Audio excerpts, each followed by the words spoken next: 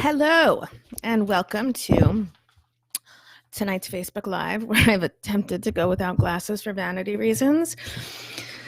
Shit, I'm sure I'm going to regret it. So today, someone posted, a Facebook friend posted they shared an article that was in the Daily Mail today about happiness and basically how we're all fucked. Like, we're just going to continue getting more and more depressed until 47, when it's the worst, and then we apparently start getting a little bit better, and then we're super happy in our 70s, right before, well, we're living longer, unfortunately, but we're super happy in our 70s. Now, by the way, I talked about sex on something recently, the podcast, the importance of sexual activity, etc., and also in the book. And fun fact, the people who are the most happy sexually are actually, affairs. That was what I was talking about.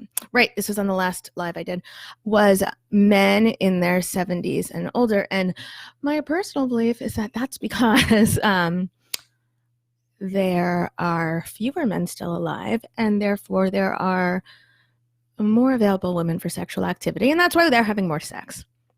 Anyways, so the whole thing, this man's name is David Blanchower, and he is the scientist behind this.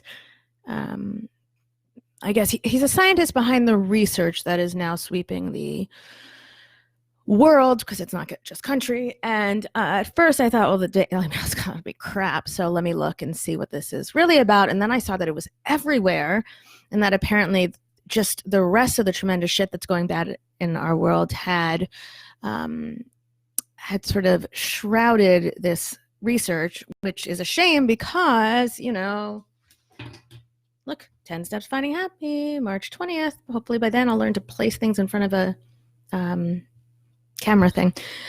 But no, this is all over the place in every news outlet that had the opportunity to write something. And so I, of course, ordered the study because I'm a big dork and I want to argue and know what's really going on.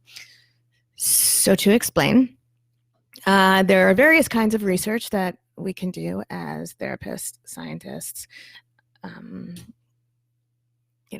doctoral candidates. And so one of the types we can do an experiment where we manipulate data and then see what happens, or we can do we gather research that already exists and we use statistics.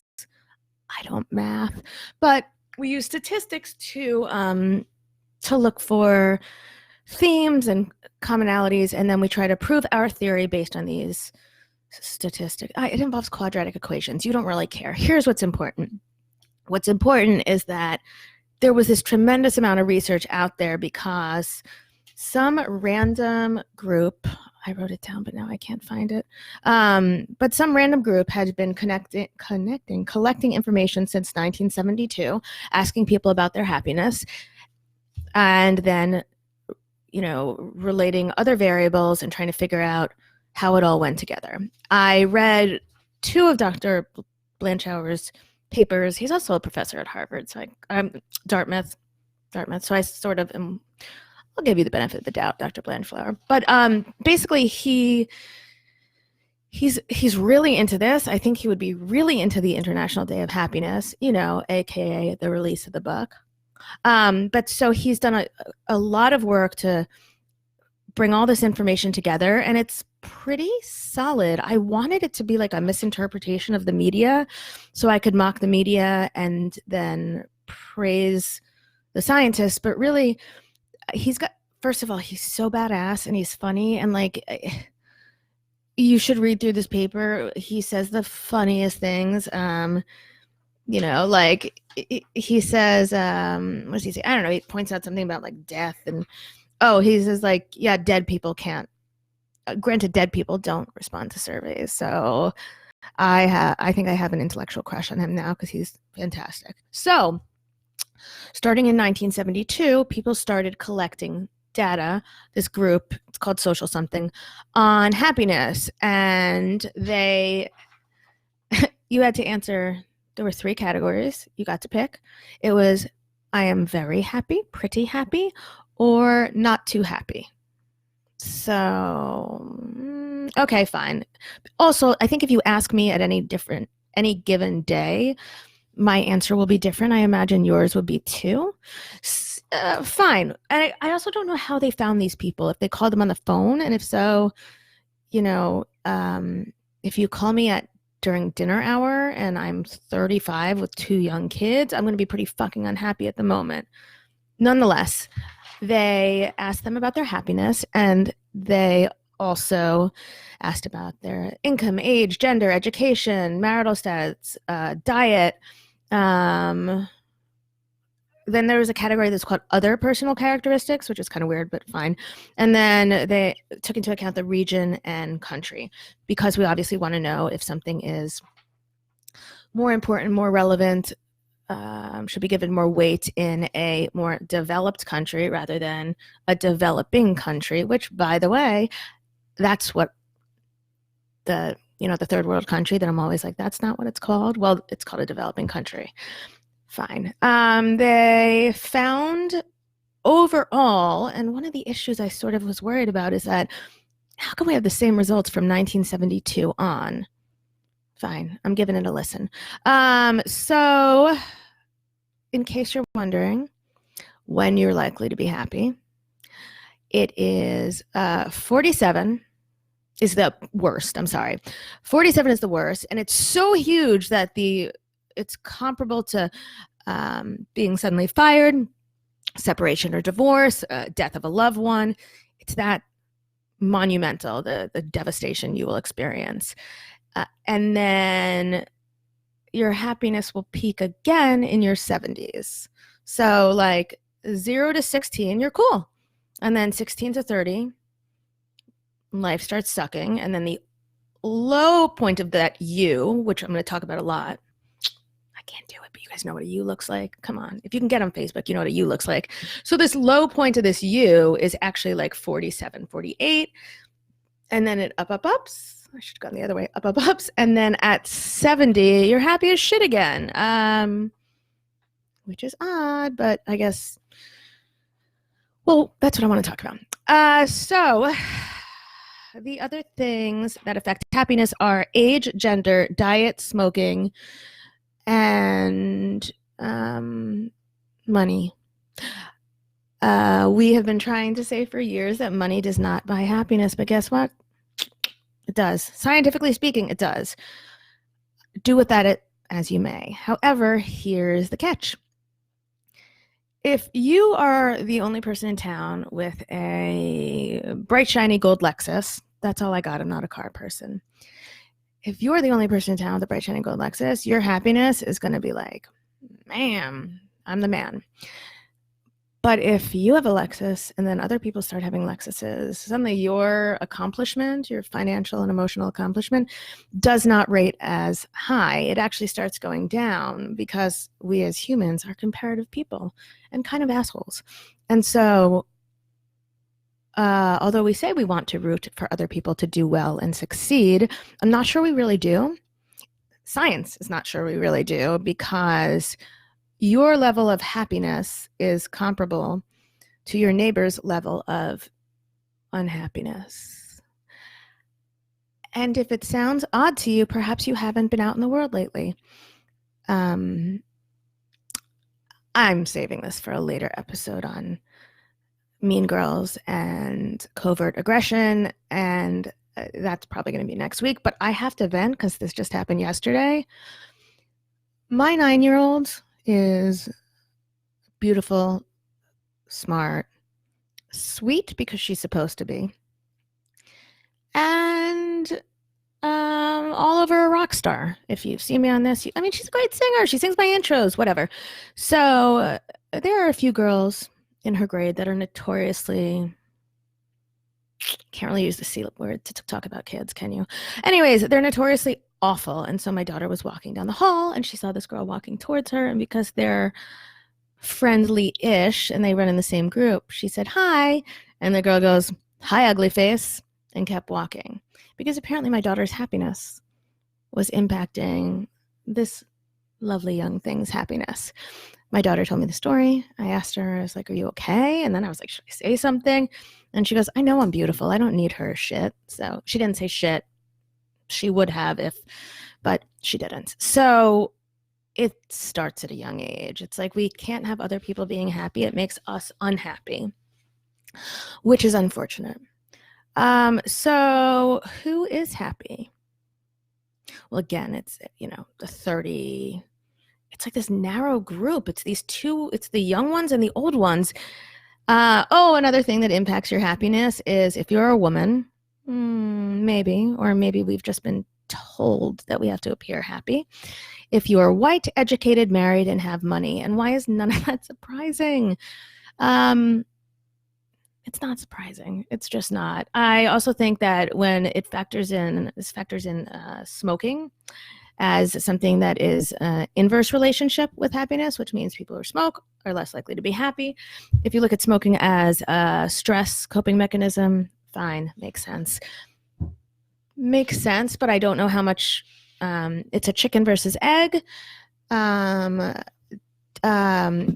author also has this little part about, actually that's I read two of his papers because I'm a big dork, but I think it was a 2011 paper, he was discussing causation versus correlation, which is something that is big, which is, are these two things just something in common, or is one causing the other? And so smoking, much like happiness, or smoking as it relates to happiness, I have no idea. And neither do any of the authors present. They seem to just note this as like another check mark, and I'm like, okay, that works. Who was the unhappiness? Okay, I'm reading. I'm coming back to that. I'm coming back to that when I put on my glasses. So who were the unhappiest? Actually, I'm going to go for the question right now.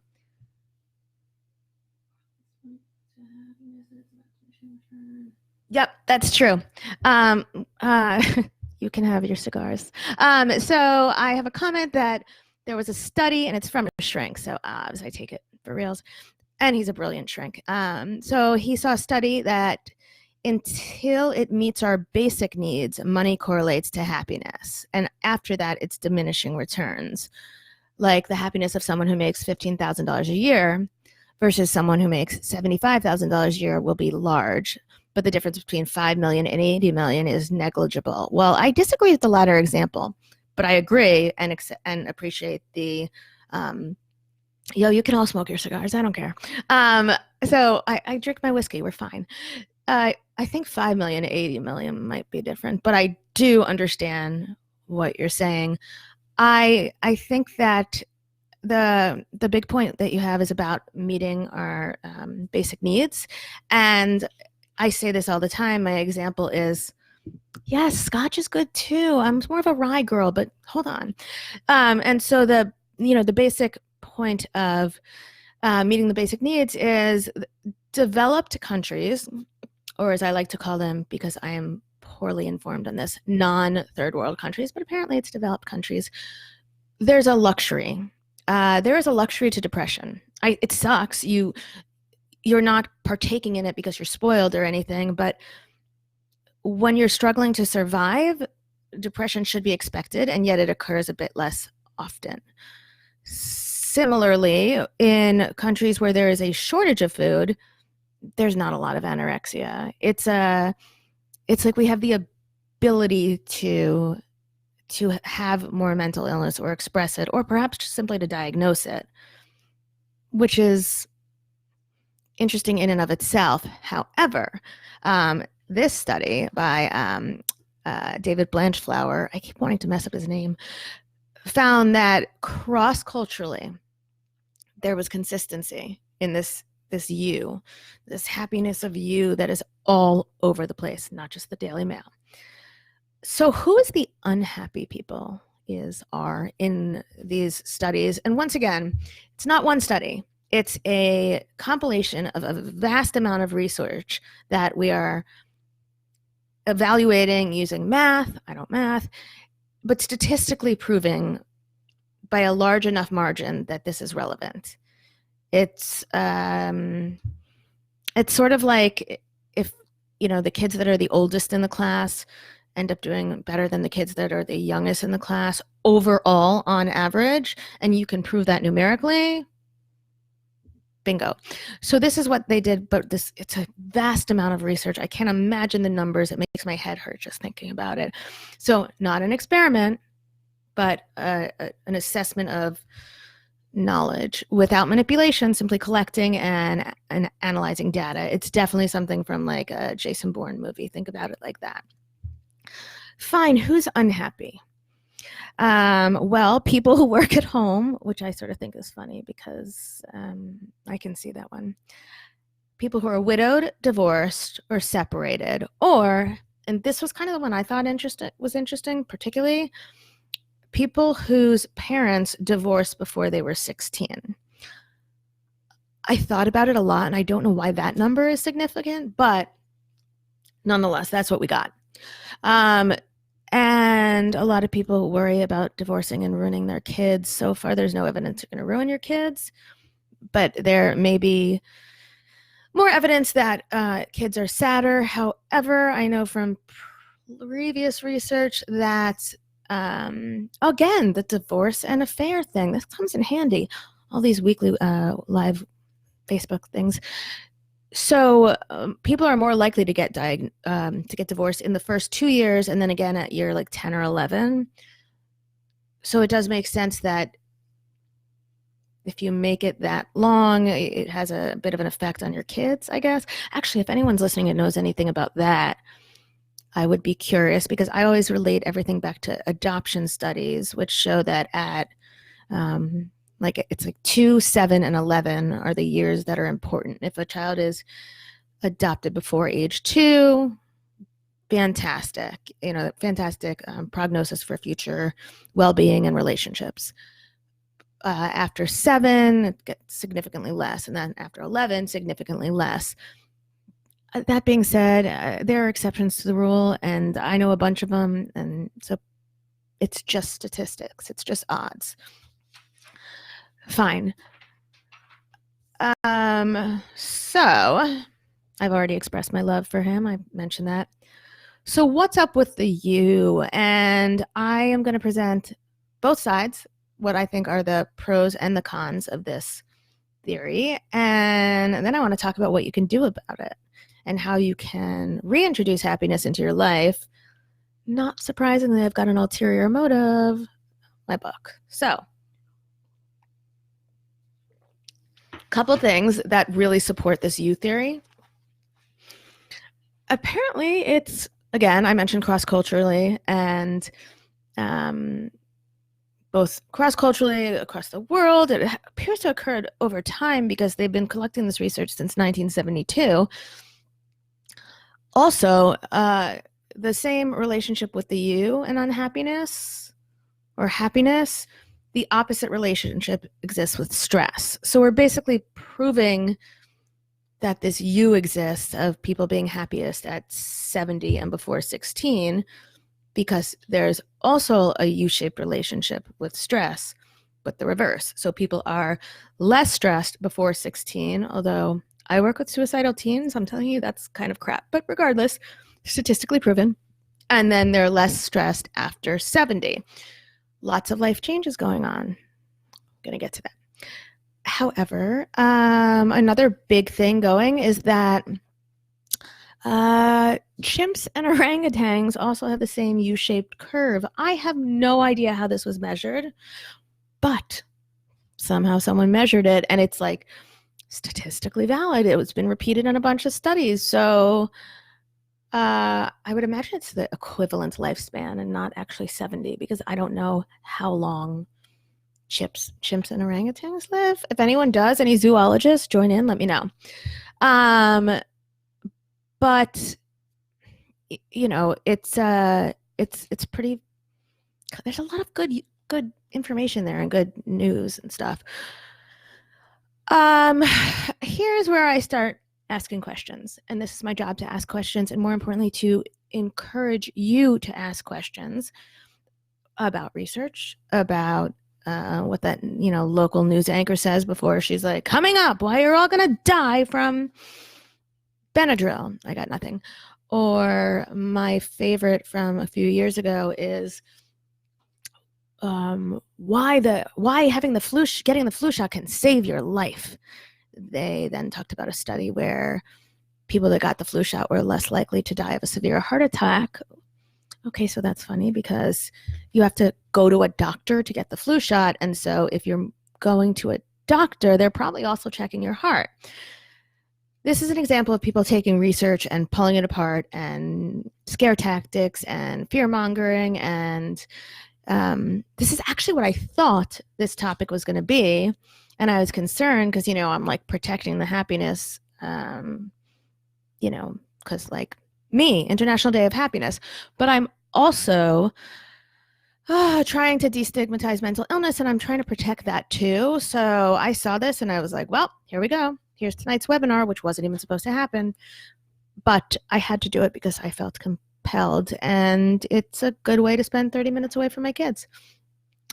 So in a 2016 study that was also by Blanchower and Oswald, and they did a bunch of work together. Poor Oswald got second billing. They found that people peak with antidepressant usage in their 40s. So anyone want to take a guess? I know no one's going to answer, but it makes me feel like we're engaging.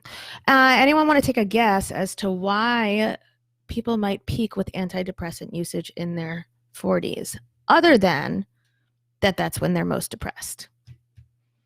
I feel like I should have like a theme song where I wait. No one? Come on, someone say something. Oh, fine, I'll tell you the answer. So the sort of clear conclusion that we are expected to draw is that we are most depressed in our 40s, and it's like your late 40s, and that's why we then choose to get help and start antidepressants. But I got some issues with this.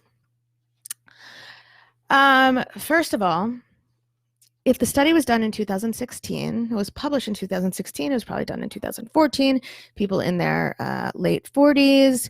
So you got to figure these people were born somewhere around the 60s. I used a calculator and had my 11-year-old double check in case you were concerned. Antidepressants weren't really a thing in the 60s. I mean, in the 60s, it was like Haldol and, straitjackets, or we ignored it, or we blamed it on baby blues or whatnot. Also, the 60s was a weird ass time for psychologists. It was around the time when people were like voluntarily admitting themselves to the psych wards and trying to see how long it took them to get out, or the Milgram experiments where it was like the prisoner guard. People were randomly assigned to prisoner and guard, and then you were told to like shock someone else, and although you never really shocked someone else, it was fucked up and totally unethical, but it was the 60s, so these people that are now in their 40s in this in this research and there's this peak in antidepressants. Well, they could have been depressed all along. There's a ghost in my house. That's what's going on with the flickering lights. Don't ask, it's fine. I actually think it's like the applause meter, or the ghost just likes to flicker the lights every time I say something brilliant, which apparently is a bunch. These people were not brought up in a society a time where medicine was okay or acceptable. And so as time went on, we discovered more and more off-label uses for antidepressants. For example, following breast cancer, some people are just prescribed antidepressants, or any kind of cancer, really, like cancer survivors, to help with the sexual side effects,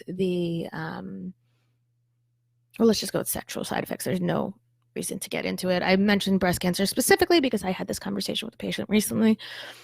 But so in your 40s, that's kind of I think late 40s, it's a pretty prime breast cancer time, or any other sort of cancer. So it's possible that also getting cancer would make you depressed. So that's one thing. It's that, it's the physical sexual side effect off-label usage of antidepressants. Also, antidepressants are used off-label for pain. Oh, the ghost likes pain. For pain, for what else? Some of the older school ones are used to help with sleeplessness. And by the way, if a woman's going through menopause, we've got sexual side effects, we've got sleeplessness, we've got hot flashes. All of these things are also used occasionally by, treated with antidepressants. And if you're grouping them all into one category, then there's your answer. It sort of makes sense. The other thing is, well, I mentioned the sort of the time and the trend, and then I also mentioned the off-label use of antidepressants contributing to inflated numbers. It's also a rough time. Like literally, we've got empty nesters. Your kids leave, and we're having babies later in life, but still, it makes sense in your late 40s. Suddenly, let's say you're a mom who's stayed home the whole time, raised some beautiful kids, and now suddenly they're gone. Okay, that's going to be sad. Or parents start dying, or our bodies start breaking down, or your friends die, or a family member dies, and suddenly death is looming in the horizon. Ooh, it sounds so exciting. Fortunately, I'm 42, so I guess I've got another 6 years till I get to that point of total devastation. Also, for men, guess what happens in your late 40s? Or can happen in your late 40s? Well, we've got sexual impotency, career limitations. If you get fired from your job in your late 40s, early 50s, how hireable are you? How marketable are you? By that point, you've also probably advanced as much as you are going to. Sorry, guys, but it's a young world today, and I grew up with email. I thought I was cool, and my son has to do shit for me. I can't even figure out how to open a Google Doc. So if you send me one, just know it's just going to sit there like a invisible paperweight. Health issues, our bodies start breaking down. We can also become more forgetful, and the things that we previously used as coping skills, we may not be able to use anymore, like healthy coping skills. I don't mean like our scotch and your cigars, boys, you're fine with that, but also exercise. Your body doesn't work the way it does. Your cartilage breaks down. Let's see what else. Well, yoga is fantastic, obviously, but meditation is fine unless but it can't be that easy to do meditation and be mindfulness if you're having hot flashes, or you're suddenly paying more attention to that additional beat of your heart because your neighbor just died. There's a lot of shit that happens. Here's my big objection to this, because I can see it scientifically. I can, but I kind of felt like turning 40 was a badass moment where I ran out of fucks. And I think there's something where I know I don't look as good as I did when I was 32, but I feel a lot better about myself and my ability to speak. Ooh, someone like that. To speak and to open my mouth and to do what's right and to feel less fear. And I've spoken with a lot of women that feel similarly. This year has been kind of insane for me, this past year, of randomly starting a podcast and having this book that's coming out in 2 months.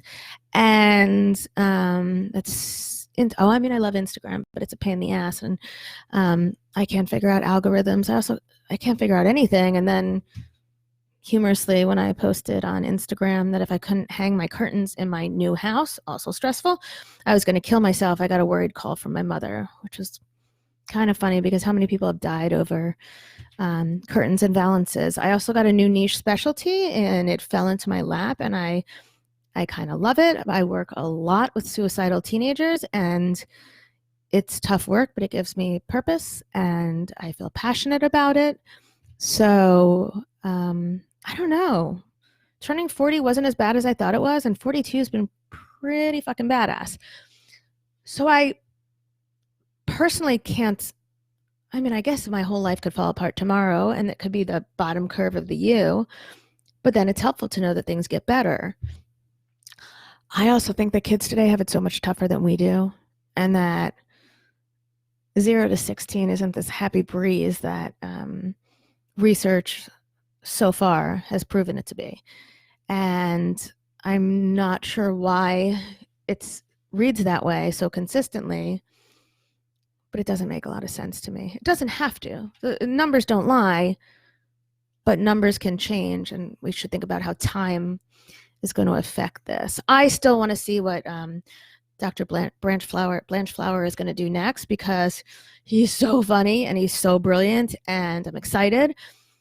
And I was really excited that I ordered the full article and read like a dork who hasn't read it since graduate school. So here's the question. What do we do to make ourselves happier? I mean, listen, I see all your names and I know how old you guys are, and we're all going to be fucked soon if this is true. Some of you older guys are already fucked, but so I have some tips, and they are, yes, from the book. There's my little book promo, but they're also scientifically proven. And I'm a huge fan of science, as you know, and research and fact. And I like to try to tear it to shit, and I couldn't do that here. I couldn't, but I also couldn't leave you without some helpful tips of what might help you moving forward if you do find yourself in this 40-something slump. The answer is not that fancy new car, unless none of your neighbors have a fancy new car. The answer is probably not an affair, because you'll just end up with the same asshole in a different body. Trust me. And the answer is probably not going broke. It's probably not, buying crap. It's probably not moving, because you're still the same person in a different place. It's also probably not Botox or filler, but I support you if you want to try it. So what are some answers? I'm going to give you 3 possible things that will help your happiness, scientifically proven, in our book also. March 20th, 2020. See, even the ghost likes our book. The first thing is find your happy people. And guess what? We are not restricted to life a la Oregon Trail, with like dysentery and that broken wheel wagon that leaves you dead. We now have social media, and I know a lot of people are complaining about FOMO. Fine. However, we also have the ability to reach people who are similar to us but live far from us. A lot of us are unique or quirky or weird or eccentric, and thankfully, we have the internet to unite us. If you're a #blessed Pinterest mom, great. You know how to find your own. If you're a smart, sweary mom, you can find your own people. I've got a podcast for you too, Neurotic Nourishment. If you're a yogi, you know where to find them too. Even if there's no yoga studios by you, there's always a way to connect with people. And if you have to go off Facebook because it just makes you feel like shit, then do it. But find another way. Or join a Facebook group for people that hate Facebook groups. There is literally a group like that, I swear. So find your happy people. They're out there. This isn't middle school or high school or small town living anymore. We have the ability to connect with people we've never met in person.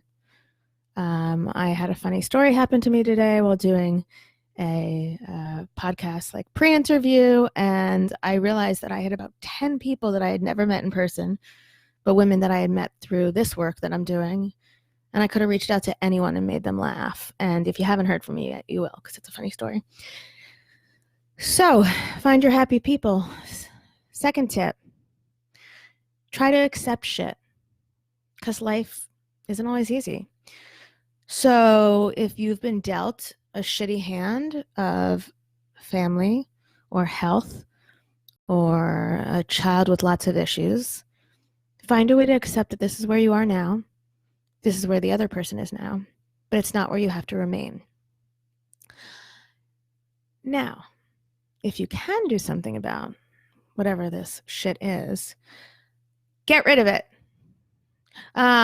This isn't like a Marie Kondo type thing because Lord knows I can't get rid of enough. I mean, I've got garbage around me forever. I don't know. I never know when I might need something. I'm not the hoarder my husband is, but still. Get rid of people that don't serve you. It doesn't matter how long you've known them, how close they live, or what you once thought they would mean in your life. It's time to move on. That's going to make you happier because holding that space, whether it be emotionally, figuratively, or literally, it's bringing you down and it's not making you happy. I'm going to give 2 more. I changed my mind. Number 3, try new things. When you try new things, the neurotransmitters in your brain literally start firing all over the place, and they're like, happy, happy, happy, we get to learn something new. So I guess, we do a lot of learning when we're little.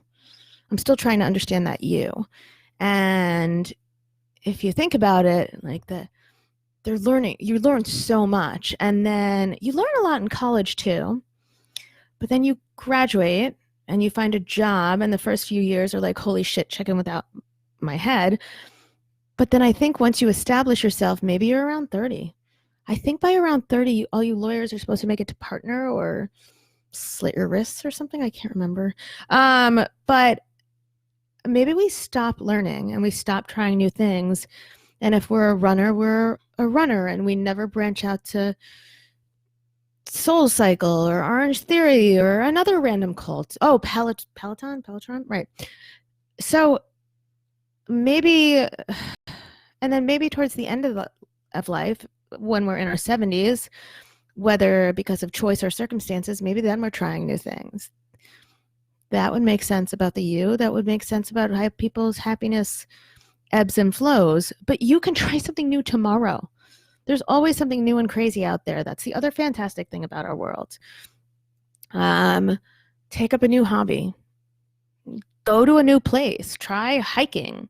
I like hiking. I didn't think I would. It's like outdoors and bugs, but I like the mental workout of where can I put my foot so that I don't fall, because I'm a klutz, and how it works my brain. Who would have thought? But now I have one more thing that makes me happy, and I'm going to keep looking for new things because research says I should. The last thing for tonight is follow your passion, follow your purpose. Having a purpose is huge.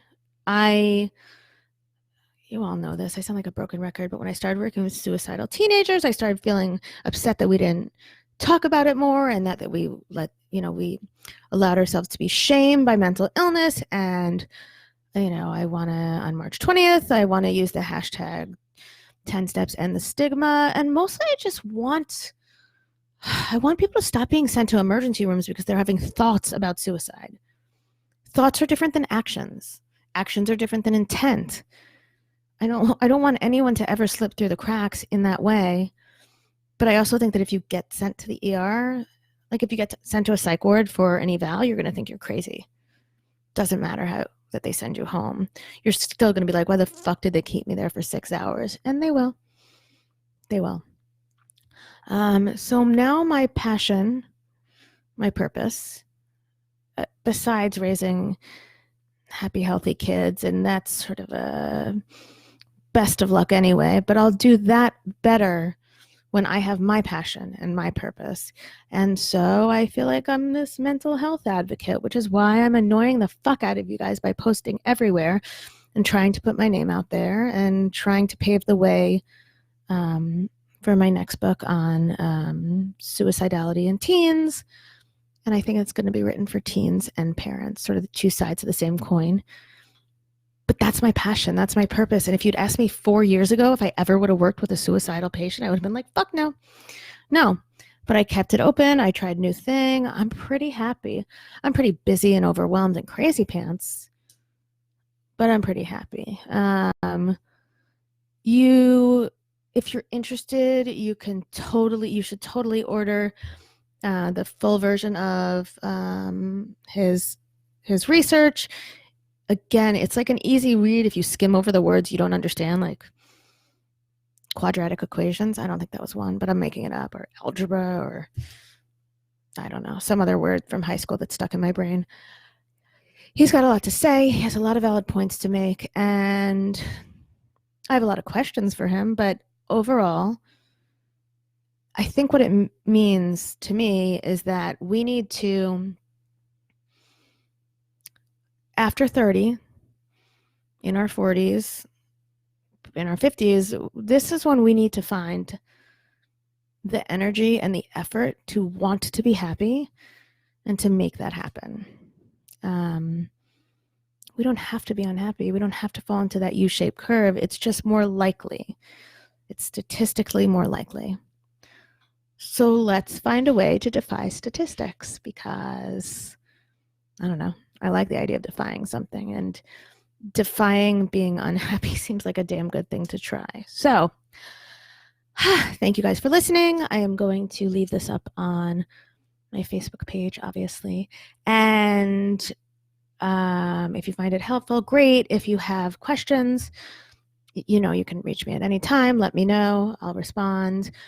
I was going to leave time for a Q&A, but I rant too long because I ramble about little girls at school that are mean for no reason.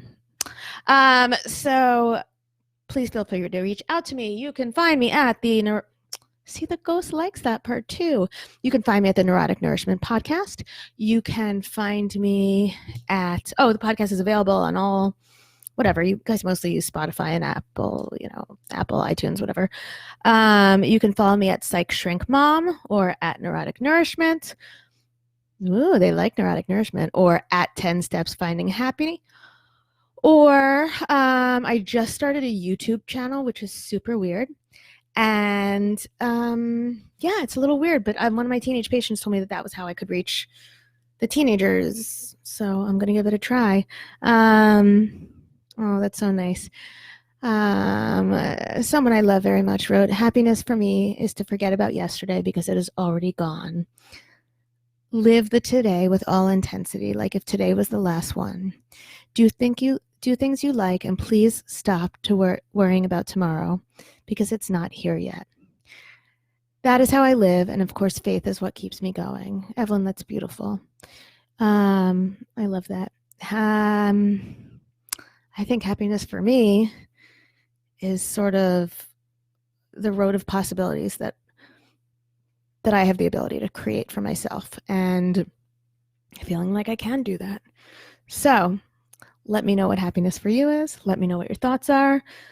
Argue with me, listen to me. You can follow me on YouTube. It's like I did it yesterday. I think I probably did it wrong. Apparently there are subscribers, but I have none, and I'm okay with that because it's something new and I got time to figure it out, and maybe it'll be making me happy at 48. Thank you guys, and have a good night.